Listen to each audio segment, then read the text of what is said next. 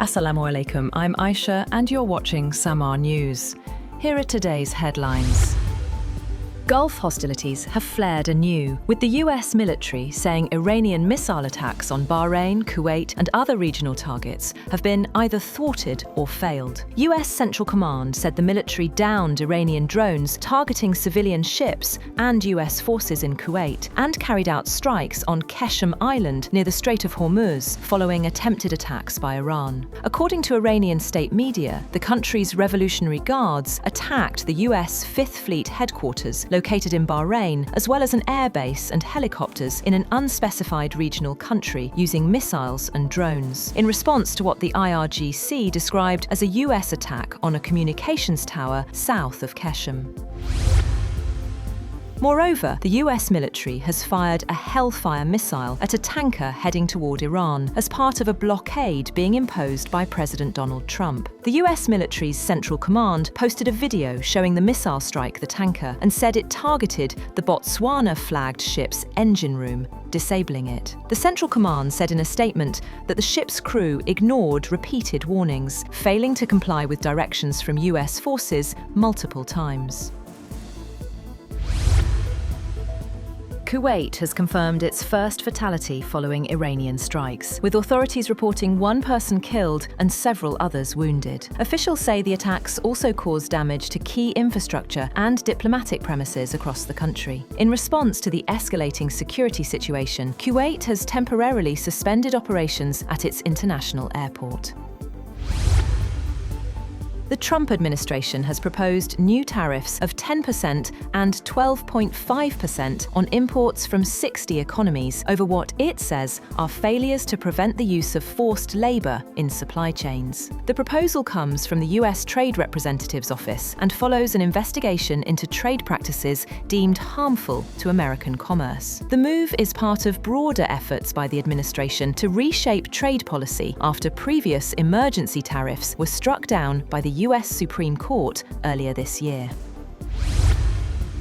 The United States also announced sanctions on Iran's biggest cryptocurrency exchange, accusing it of enabling the Iranian government and blacklisted state institutions to circumvent Western sanctions. Treasury Secretary Scott Bessent said in a statement that while Iran's economy is in freefall, the regime has chosen to co-opt digital asset technologies for its own corrupt agenda, including evading sanctions and transferring wealth out of the country.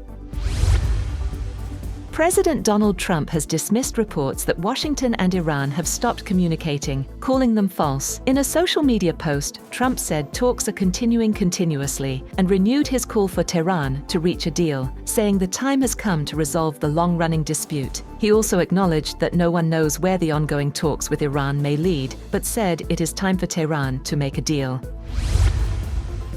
Iran says its online application system for vessel passage through the Strait of Hormuz is now fully open, allowing ship owners worldwide to request transit permits around the clock. Iranian authorities also say 24 vessels passed through the strategic waterway in the past 24 hours under coordination and protection from the IRGC Navy. Iran's Islamic Revolutionary Guard Corps says its forces remain on the highest level of alert and are fully prepared for any scenario. IRGC spokesman Sadr Mohebi rejected US claims that Iran's military capabilities have been weakened and insisted Tehran maintains full control over the Strait of Hormuz. President Donald Trump has appointed Bill Pult as acting director of national intelligence. Pult, who currently oversees federal housing finance programs, will now temporarily lead America's intelligence community following the departure of Tulsi Gabbard. Russia has pounded Ukraine with hundreds of drones and dozens of missiles early, killing 23 people and wounding 130. Ukrainian President Volodymyr Zelenskyy said Moscow could launch a new assault for the second night in a row. The strikes on cities, including Kyiv and Dnipro, followed Russian warnings of systematic attacks on the capital after a drone attack on a dormitory in Ukraine's Russian-held region of Luhansk last month. Kyiv denies targeting the dormitory. That's all for now. For more updates, visit www.samaa.tv. Thank you for watching Samaa News.